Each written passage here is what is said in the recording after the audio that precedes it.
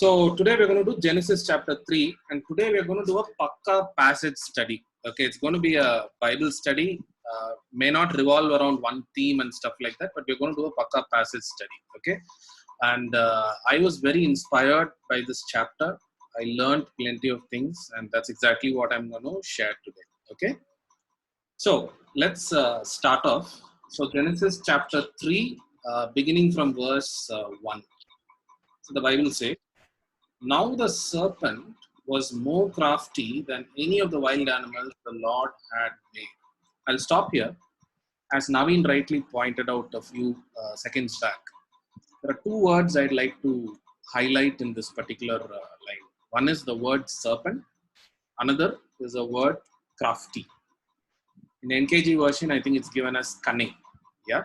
So the first line of this chapter is dedicated to describing the serpent. The Bible says the serpent was more crafty than any of the wild animals. And if you look at the English dictionary, the meaning of the word, guys, can you all hear me? Yes. Yeah. The meaning of the word crafty, if you take an English dictionary, simply means clever at achieving one's aims by deceitful methods. That means somebody who's crafty has a clear aim. He's not aimless, he has a clear aim, but he will achieve his aims or goals by deceitful methods. So now the word deceit comes. What is the meaning of the word deceitful or deceive, right? So deceive basically means to deceive is to mislead or to misguide someone. To deceive is to mislead people away from the truth. So basically, the first line is describing the serpent as someone who is, his whole purpose is to deceive. And who is this serpent? Is the serpent just a wild beast? Now, the answer to this is given in Revelation chapter 20, verses 2 and 3. So one of you can read Revelation chapter 20, verse 2 and 3.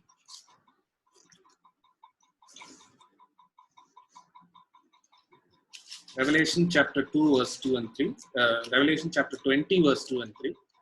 And he seized the dragon, that ancient serpent, who is the devil and Satan, and bound him for 1,000 years, and threw him into the pit, and shut it and sealed it over him, so that he might not deceive the nations any longer, until the 1,000 years were ended. Yeah. So the Bible says in Revelation 20, verse 2 and 3, he sees the dragon, that ancient serpent. So who's that ancient serpent? Revelation is end of the Bible. So ancient serpent means the one who's mentioned right in the book of Genesis, right? That ancient serpent who is who? The devil, the Satan. And the Satan. So the Bible says that the serpent is none other than the Satan or the devil. And then he says, the last line, to keep him from deceiving the nations anymore. That means the primary work of the Satan was he was deceiving the people of God. He was deceiving the human beings. That's his primary nature of the Satan. So the first line is simply dedicated to knowing about your enemy. It is only dedicated to knowing about Satan. The Bible defines Satan not as someone with two horns who will come and threaten you. No, that's not the description given. The Bible defines Satan as someone whose primary intention is to deceive you and me, to mislead you and me away from the truth. So you and I should have an understanding of who our enemy is. We are fighting against an enemy, Satan, whose primary aim is to deceive you and me or to mislead you and me away from the truth. Okay, so that's where we are.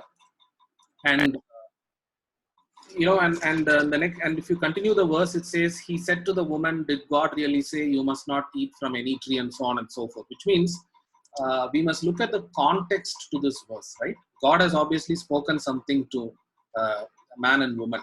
That is what Satan is referring here. So to understand this, we must go all the way back to Genesis chapter 2.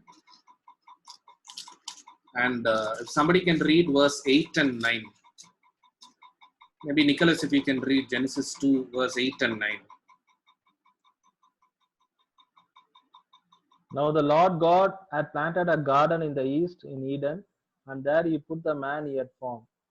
The Lord God made all kinds of trees grows out of the ground, trees that were pleasing to the eye and good for food. In the middle of the garden were the tree of life and the tree of knowledge of good and evil. Okay. So basically what happens, God creates the Garden of Eden, puts the man there, and there all kinds of trees are growing. Amazing fruit of the trees, pleasing for food. In fact, it says pleasing to the eye and good for food. And then it talks about two different trees. In the middle of the garden were the tree of life and the tree of knowledge of good and evil. Two different trees. Okay. Now, God gives a command to man. Naveen, if you can read from verse 15, chapter 2, verse 15. The Lord God took the man and put him in the Garden of Eden to work it and keep it. And the Lord God commanded the man, saying, You may surely eat of every tree of the garden, but the tree of knowledge of good and evil you shall not eat. For in the day that you eat of it, you shall surely die. All right. So God placed man and woman in the Garden of Eden, and He said, He gave a commandment to them. He said, You are free to eat from any fruit. You are free to eat from the fruit from any tree, except for one particular tree. So, which means the principle here is God placed man and woman in the Garden of Eden, and He said, He gave a commandment, and He said, If you follow my commandment, you will live. If you break my commandment, you will die. Which is where God says in the commandment, you are free to eat from any tree, but if you eat from the tree of the knowledge of good and evil, you will surely die. So basically, God put man and woman in the Garden of Eden, a beautiful garden, awesome trees, and He said, fruit from any tree you can have, except for that one tree, I command you not to have it. And then He says, if you follow my command, you will live. If you don't follow my command, you will die. Right? This is what is the context for this passage. Now let's come back to Genesis chapter 3. Okay. Now we were just discussing about Satan, and we just said that he is someone who deceives the people of God. Right? We will now look at step by step at some of the deceitful methods that the Satan employed towards Eve and Adam. Okay. Now just look at it. If you look at Genesis chapter 3 and verse 1 itself, the Bible says, He said to the woman. Now, watch this very carefully. The Bible says, He said to the woman. Did a question rise to your minds, any of you? He could have actually gone and approached Adam. No? Why do you think he approached Eve? Is that raising some curiosity in your mind? See, very simple. If the Satan knew very well that if he convinces the woman will automatically convince her husband, because it is very difficult for Adam to resist Eve because Adam loves Eve, right? But if Satan goes and approaches Adam, he knows Adam is slightly, sexually a stronger sex, not easy to deceive. So cunningly, Satan, instead of approaching Adam, went and approached Eve, because he knew very well that if he can convince Eve, he will automatically go and convince Adam. That was the cunningness of the Satan, and this was the first deceitful method that he employed. Okay. Now, what did he do? What did he do after going and approaching Eve? The Bible says he said to the woman, "Did God really say?" I want to highlight that phrases. Did God really say? That means God has already said something to man and woman. Here he is going and creating a doubt in the mind of Eve. Did God really say such and such thing? So the first tactic that he's applying is he's creating a doubt in the mind of the Eve. Now, how is he creating doubt? Did God really say you must not eat from any tree in the garden? Now Satan can easily go and tell Eve, oh, God told you should not eat from this tree. Don't bother about all this. Go and eat. It will be very good. He could have simply told that, but he didn't do that. He came and said, did God really say you must not eat from any tree in the garden? Which means he twisted the words of God. God said, you may eat of any tree except for fruit from this tree. He's twisting those words and saying, did God really say that you must not eat from any tree in the garden? So, by twisting the words of God, he is actually creating a doubt in Eve's mind about the commandment of God. Watch this carefully. This is something that happens in our lives as well. Satan is not going to come with two horns. He's going to come in some form which you and I will accept, for which will be normal to you and I, like how the serpent was normal to Eve at that point in time. And the first thing he will do is, he knows you're a Christian believer, you're reading the Bible. He will come to you. He won't say, the Bible is all false, don't believe. He won't say that, because the moment he says that, you will cast him out. He knows that. He will come and say, hey Nicholas, hey Naveen, hey Peter, hey Dilip, did God really say so and so in the Bible? Is this what written in the Bible? Immediately we will get panic. Immediately we will go look at the commentary. We will look at YouTube. We will look here, we will look there, we will look at what this person said, what that person said. By end of it, we will forget what the Holy Spirit spoke about that verse. So the first tactic that the Satan employs to any believer is, he will create a doubt in your mind concerning the scriptures by twisting the word of God. Now look at Eve's response.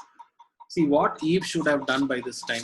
Eve should have simply said, hey, who are you, Mr. Serpent? What are you doing here? Why are you asking all these questions to me? If you want, you go and talk to God. She should have immediately discerned it. But just look at it.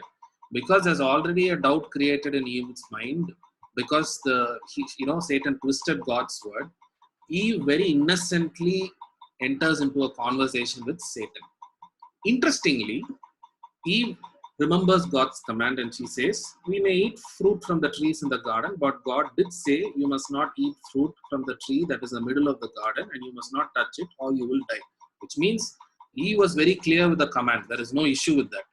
But the point is, Satan by now had pulled Eve into a conversation with the Satan. By now, Satan had lured Eve to have a conversation with him. See, that's what happens in our life also. We don't have to discuss scriptures with Satan. We only have to discuss scriptures either with the Holy Spirit or with the people of God. But we don't have to discuss scriptures with Satan. But see, in this case, Satan pulled her to have a conversation with him concerning the scriptures. That was the entry that she gave to Satan. Beware, this can happen in your life and my life. He will come to you in disguise. He will twist the word of God, create a doubt in your mind. Instead of you having a conversation with the Holy Spirit, you will start having conversation with Satan concerning the scripture. Which is what happens to you when you go here and there to understand the Bible rather than focusing on hearing from God during your quiet time. Instead of doing that, when you go here and there, that is what happens to you. Okay? Now let's see what happens after that. Because Satan's intention was to somehow get Eve into a conversation with him. That was Satan's intention. Okay? Now look at what Satan says in verse 4. He says, you will not surely die. God said, when you eat of it, you will surely die. Satan is saying, you will not surely die. That means Satan is contradicting the word of God. He is basically lying. Somebody can turn to probably John chapter 8 and verse 44. You can read John chapter 8 verse 44. Peter, if you can read John chapter 8 verse 44.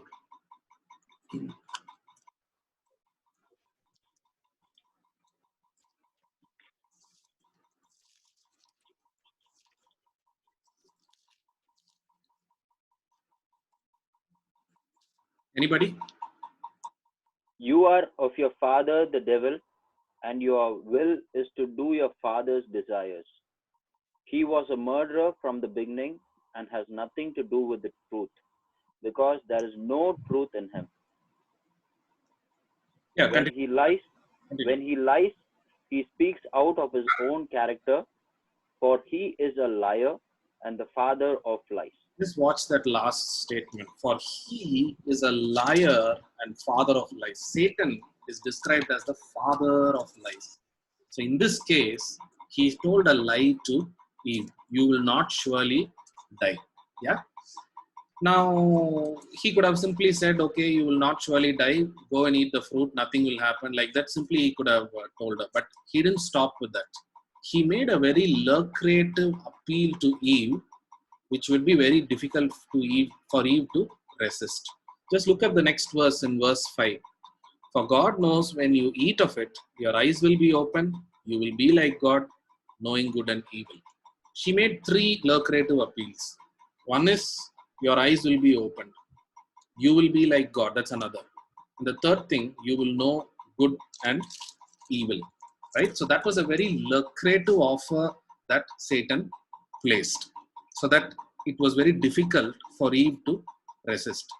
See, when God created man, he never intended man to know anything about evil. God only wanted man to know about good. He never wanted man to know about evil. So it is for our own good. He had forbid that knowledge of good and evil from human beings. So God did it for our own good. Okay? And the Bible says, when God created man, God created him in his own image. So we must be privileged that God created us in his own image. So God's intention was man should be like him, but knowing only good. Okay? You know what Satan did by now? He gave a feeling to Eve that God has actually made her a little lower because she doesn't have knowledge of good and evil. He slightly changed her mindset to think that, oh, maybe I'm a little lower than God because I don't have this extra knowledge. So this became a very lucrative appeal to her. You're able to understand? And therefore, therefore, what had happened by now is that earlier, God's word or God's command was in Eve's heart. By now, what has happened? Satan has dislodged God's word from Eve's heart and he has planted his word into her heart. What is his word? You will not die, and a lucrative appeal of an amazing wisdom which will make her equal like God. This happens in our life as well. First, he comes into our life. He knows we are a Bible reading believer. He will create confusion about the scripture and how he will, he'll create confusion by twisting God's word. Then he will lie to us. Then he will make his interpretation more appealing to us from the scripture. What we will do? We will dislodge the original meaning of the Bible, which the Holy Spirit has spoken to us. We will take that and put it in a corner. We will take his word into our heart. This is what Satan does. You and I should be aware of this. Okay. Now let's continue the passage. The Bible says, chapter 3 and verse 6. When the woman saw that the fruit of the tree was good for food and pleasing to the eye and also desirable for gaining wisdom, she took some and ate it. Now you have to be very careful. Highlight that phrase, when the woman saw. So the question here is, what did the woman see? The Bible says she saw it was good. When the woman saw that the fruit of the tree was good for food and pleasing to her eye and also desirable for gaining wisdom. We must be very careful here. If you go back to Genesis chapter 2 and verse 9. Genesis chapter 2 and verse 9. Any one of you can read? Maybe Dilip, if you can read Genesis chapter 2. Yeah. Ayana, the Lord God made all kinds of trees grow out of the ground. Trees that were pleasing to the eye and good for food. Stop. Stop. That were trees that were pleasing to the eye and good for food. That means all the trees, the fruit of all the trees were pleasing to the eye and good for food. It's not a new news. So if you look at the verse here, when the Bible says, when the woman saw that the fruit of the tree was good for food and pleasing to the eye, here it means she felt this fruit was slightly superior. That is more pleasing to the eye, much better for food than rest of the fruit and rest of the seeds, because she believed there was some additional wisdom coming from this. Satan made her to see in this particular way. Or in other words, Eve saw what Satan wanted her to see. Eve exactly saw what Satan intended her to see. And therefore, she fell into a temptation and she ate that fruit. And she not only she ate the fruit, obviously she went and convinced her husband, and he also had some of the fruit. This happens in our life as well. Yeah, this happens in our life. When we see what Satan wants to see, there is every chance we will fall into sin. And Satan won't show, necessarily some very bad things, because that he knows we will anyway reject. To the believers, in order to deceive, he will twist the scripture and show it in us in such a way that we will move away from God. Beware of his schemes. Okay? And then what happened? By eating that fruit, both Adam and Eve ended up breaking God's commandments. They ended up disobeying God's word. Basically, Satan had deceived man and woman to break God's commandment and sin against God. This was what has happened. Now, interestingly, if you go to chapter 3, verse 7 to 10, what happens? The Bible says after they eat the fruit, the eyes of both of them were opened and they realized they were naked. So they sewed fig leaves together and made coverings for themselves. Then verse 8, the Bible says they hid from the Lord. Then again in verse 10, the Bible says, in fact, Adam is telling God, I heard you in the garden, I was afraid because I was naked, so I hid. Basically, they felt shame that they were naked when they ate that fruit. See, the reality of nakedness did not change. Even before they ate the fruit, they were naked only. You go to Genesis chapter 2 and verse 25. Maybe Shane, if you can read Genesis chapter 2, verse 25. Shane, you're there? Okay. Dilip, if you can read Genesis chapter 2, verse 25. Adam and his wife were both naked and they felt no shame. Adam and his wife were both naked. They felt no shame. This was before the fruit. They didn't feel any shame. The reality of nakedness didn't change. But the way, after they had the fruit, the way they saw nakedness changed. By now, because they ate the fruit and they sinned against God, evil had entered man's heart. And they saw nakedness, evil intent. That is why they felt shame. And that is why they hid from the Lord their God. Now, what has happened by now? Evil had entered. God originally created everything, and God wanted man to look at everything in a very positive way, not with evil intent. But because man sinned against God, he started looking everything with an evil intention. Yeah? And so the Bible says they hid from God. Yeah. Now, very interestingly, after this, God comes to them and says, in verse 11, he says, and he said, who told you that you were naked? Have you eaten from the tree that I commanded you not to eat from? Basically, God is asking man and woman, hey, did you break my commandment? Look at the interesting responses from both the man and the woman.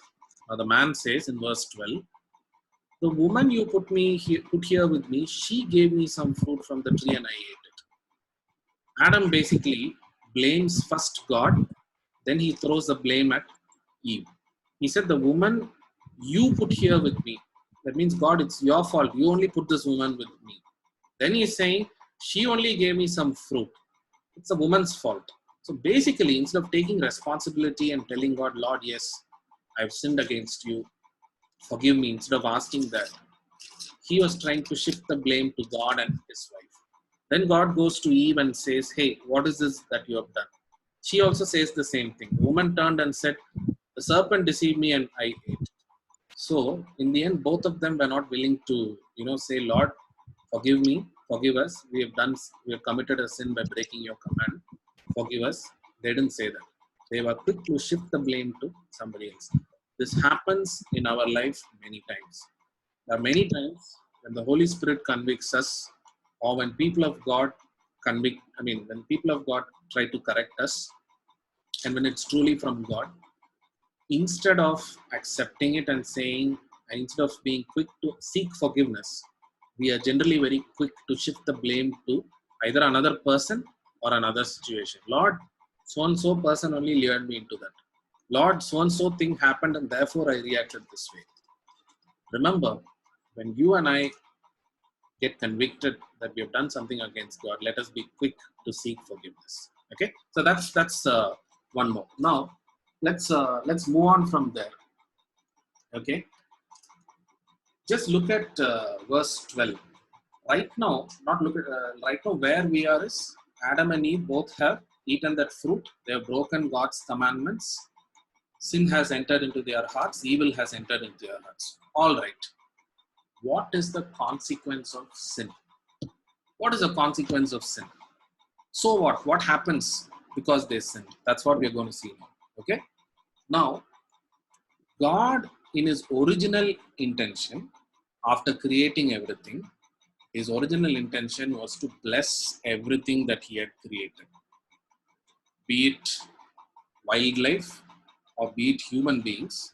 God's intention was only to bless. Let's look at some scriptures. For example, if you turn to Genesis chapter 1, verse 22. Maybe Naveen, if you can read Genesis 1 and verse 22.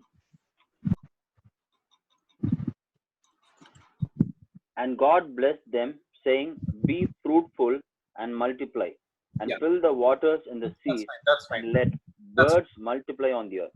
So, the Bible says in verse 22, God blessed them, that is the wild animals, and said, Be fruitful and increase in number.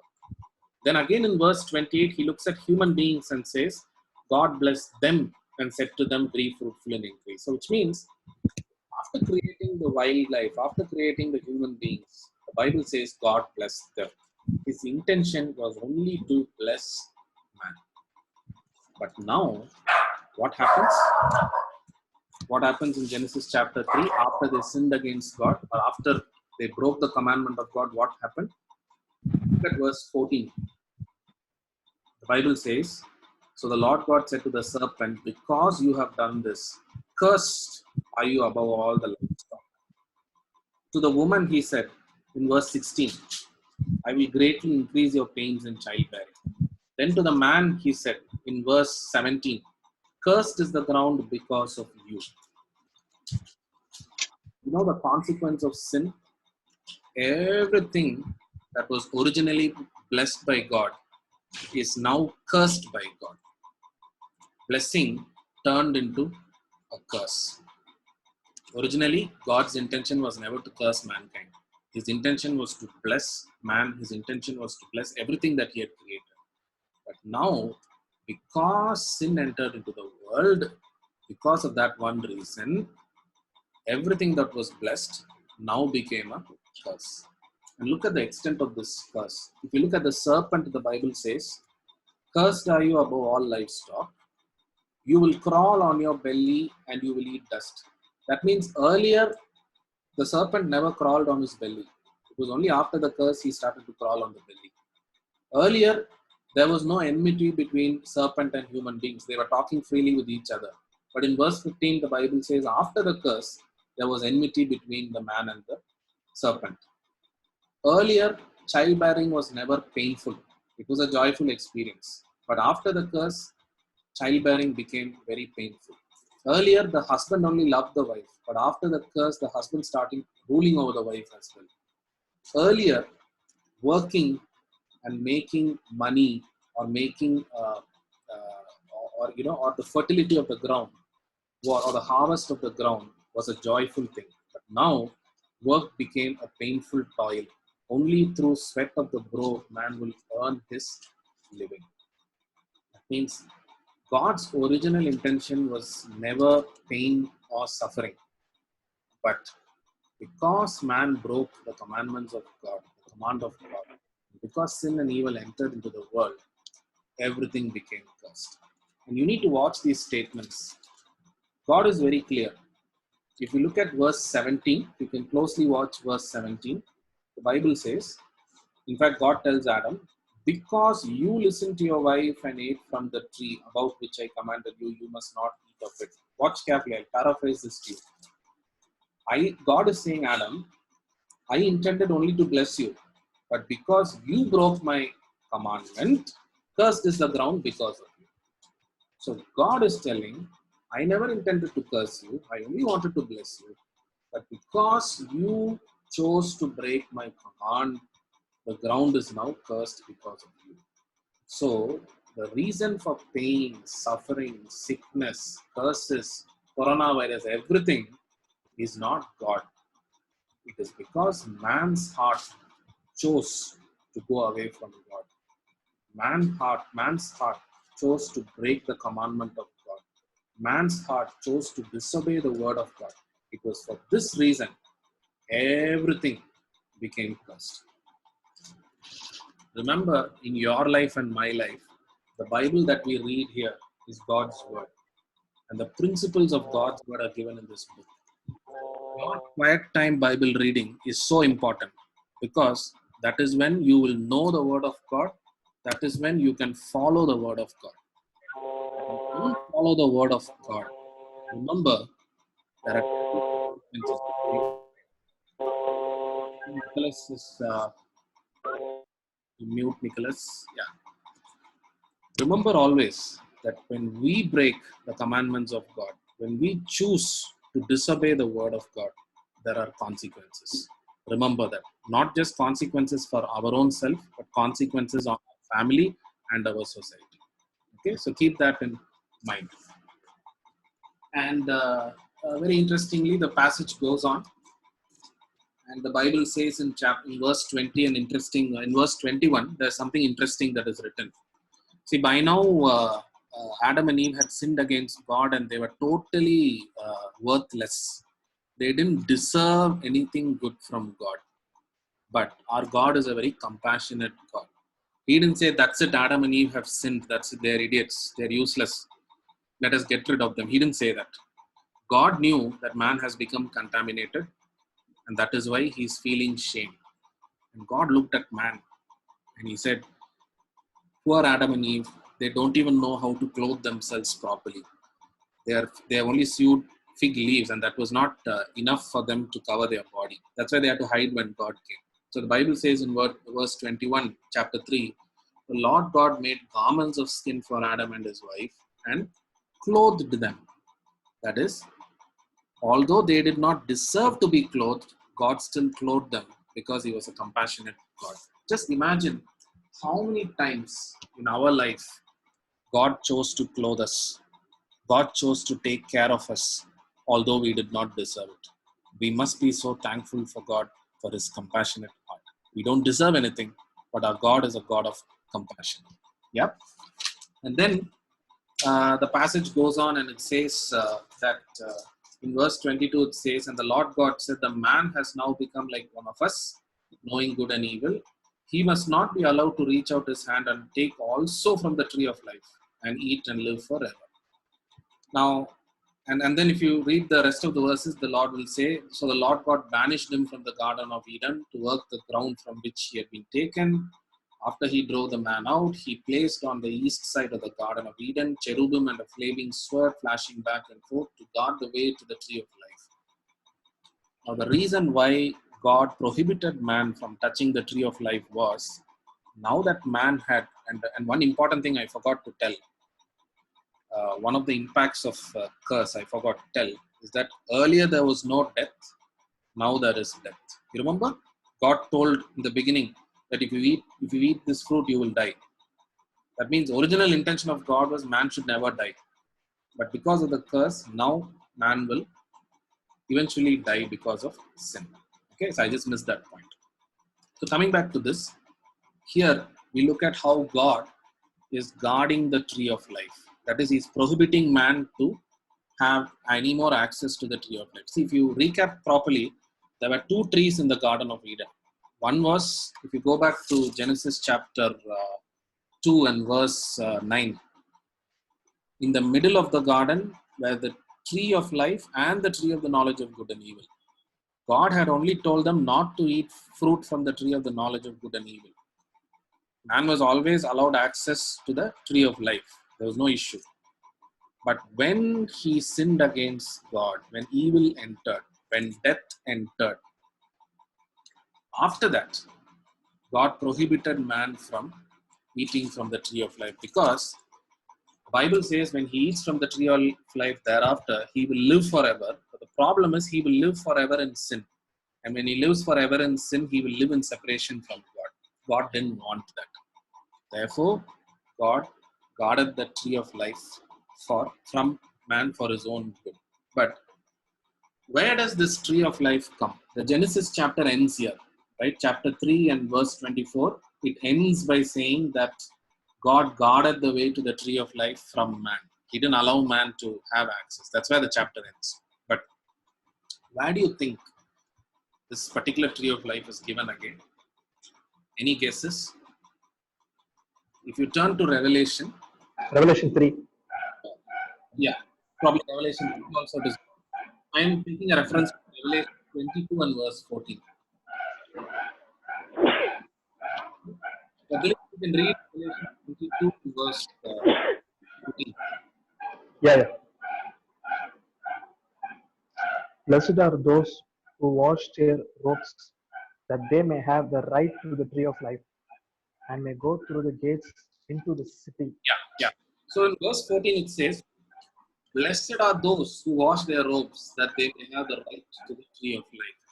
The tree of life is not forever banished. Forever it is not going to be taken away from us. It is only preserved for us for a future point. But man in his sin cannot have access to the tree of life, because then he will live forever in sin and in separation from God. God doesn't want that. God wants his people to live with him.